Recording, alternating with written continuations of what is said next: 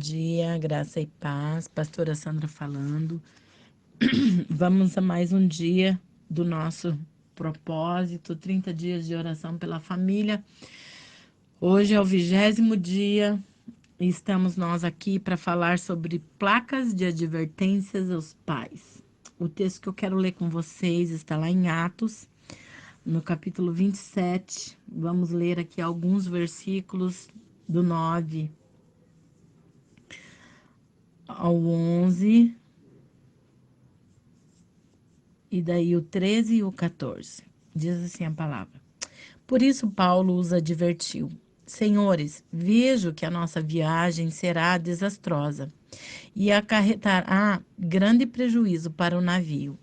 Mas o centurião, em vez de ouvir o que Paulo falava, seguiu o conselho do piloto e do dono do navio. Começando a soprar suavemente o vento sul, eles pensaram que haviam obtido o que desejavam. Por isso levantaram âncoras e foram navegando ao longo da costa de Creta. Pouco tempo depois, desencadeou-se da ilha um vento muito forte. Toda viagem exige o mínimo de segurança Para isso precisamos obedecer à sinalização. Em nosso compromisso como pais, Deus também nos mostra placas de advertência às quais devemos ficar atentos. Deus usou Paulo para advertir a tripulação do navio em que viajava. Uma tempestade estava se aproximando, mas aqueles homens não deram ouvidos à voz de Paulo. Atos declara que, começando a soprar suavemente o vento sul, eles não foram capazes de perceber o perigo iminente. Desse ponto é o que o cenário da viagem muda radicalmente. O que era uma brisa suave se transformou num vendaval implacável, numa tempestade. De forma semelhante, alguns pais se descuidam da realidade à sua volta. Confiantes em si mesmo, em suas posses, em suas conquistas materiais, confiam em sua vaidade pessoal, em seu tempo de igreja, prosseguem em sua caminhada sem perceber os sinais, sem notar que à sua volta seus filhos estão gemendo. Sim, eles estão sofrendo algo ali perto dos pais, a bordo do barco família. Talvez alguns pais estejam como aqueles tripulantes, confiando numa suposta segurança. Muitos pais afirmam: sou membro da igreja e levo meus filhos a tudo que tem voltado para jovens na igreja, escola bíblica dominical, né? Todo evento que tem eu levo, todo domingo, todo dia que tem, eles estão lá. Sim, é verdade. Porém, pode vir grandes tempestades e reveses na família. Se os pais não forem corajosos, determinados e decididos o suficientemente para voltarem aos princípios bíblicos, determinados a buscar mudança de vida, investir tempo com qualidade na vida dos filhos, com o discipulado integral, talvez o barco familiar não suporte o primeiro vendaval. Precisamos discipular nossos filhos todo o tempo. Com Deus estamos certos de que nossa viagem pode ter intempéries e até mudança de rota, mas o destino final jamais será alterado. Essa é uma verdade que deve nortear o nosso coração. Gente, essa questão que está sendo levantada nessa palavra de hoje, isso é uma realidade. Muitas das vezes nós estamos na igreja, principalmente aos pais, pastores, líderes dentro da igreja. Às vezes nós estamos tão envolvidos com a obra de Deus que não estamos prestando atenção nos nossos filhos. Outra coisa é quando pai e mãe confia cegamente. Por exemplo, vou dar um exemplo, uma igreja de célula. Uma igreja de célula, ela é motivada aos filhos participarem das células, daí eles têm os discipuladores. Então, tem pais que estão totalmente confiando nisso. Vai existir sempre uma responsabilidade que é do pai e da mãe, e que às vezes as placas de sinais tem coisas que você precisa estar em alerta, né? Se você conhece seu filho, se você tem intimidade com ele, o comportamento dele, sabe?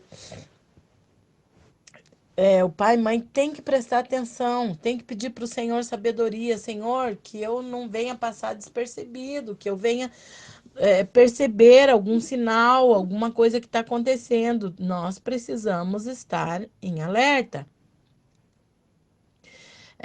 Jovens cristãos pecam? Pecam. O maior desafio contra o pecado está dentro da igreja. Quem já está entregue no pecado não tem luta nenhuma, a pessoa já está rendida ao pecado. Faz o que quer, a hora que quer, não é assim? Você olha para fora da igreja.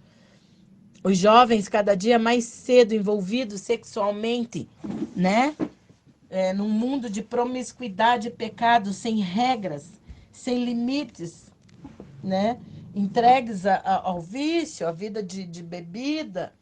A gente percebe aí a modinha do mundo, o legal do jovem, o que eles adoram postar. Você percebe assim, o legal para o jovem é postar final de semana, numa roda, com os amigos, aonde tem o narguile, aonde tem bebidas, aonde tem, entendeu? Isso é ostentação para eles, né? Eles postando essas coisas. Então eu vejo assim, ó, que os pais, nós pais, precisamos estar em alerta, porque o jovem existe assim uma moda, né? Uma modinha, algo que está acontecendo, uma realidade que tem acontecido e que a gente vai entendendo os sinais. Você percebe qual que é a ambição, qual que é o objetivo do jovem, sabe? O Espírito Santo que vai manter o pai e mãe acordado. Nós não podemos confiar nos outros. Pai e mãe, você precisa entender os sinais. Qual é? O que está acontecendo, né? É só Deus. Deus é que vai nos capacitar para entendermos e lermos os sinais que estão acontecendo. Não confie, porque assim, ó, como a gente vê, você acha, esses dias atrás eu fiquei assim muito triste. Me compadeci de uma mãe famosa no mundo evangélico, uma mulher que é uma mulher de Deus, que prega, muito famosa, e que a sua filha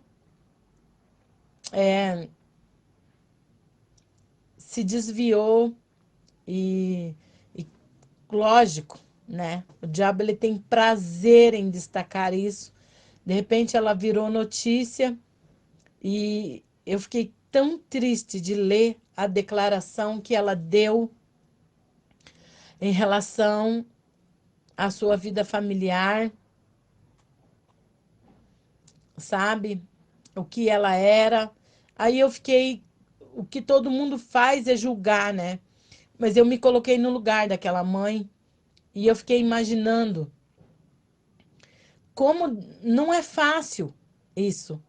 Porque assim, você prega a palavra, né?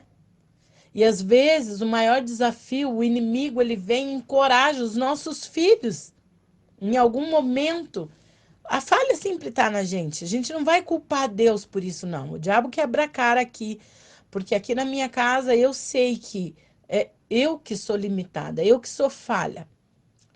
Teve, em alguma parte, teve algum momento de falha, algum déficit, algum método falhou, eu deixei de fazer, ou foi eu, ou foi o pai, porque quando é o casal, né, cristão, a gente sempre divide a nossa carga quando se trata dos filhos. E o diabo ele encoraja os nossos filhos para ir totalmente contra com aquilo que a gente sempre pregou e ensinou.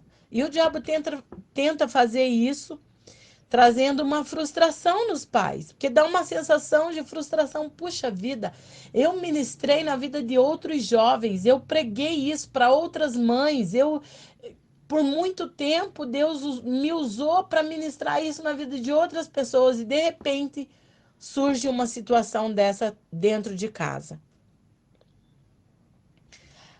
É uma coisa que a gente tem convicção é que a salvação é individual. O filho, quando ele se torna adulto, ele foi criado num lar cristão e ele teve a escolha dele. Eu ouvi uma vez uma filha dizendo assim: não é tua culpa, você me ensinou. Você me ensinou tudo, não é tua culpa.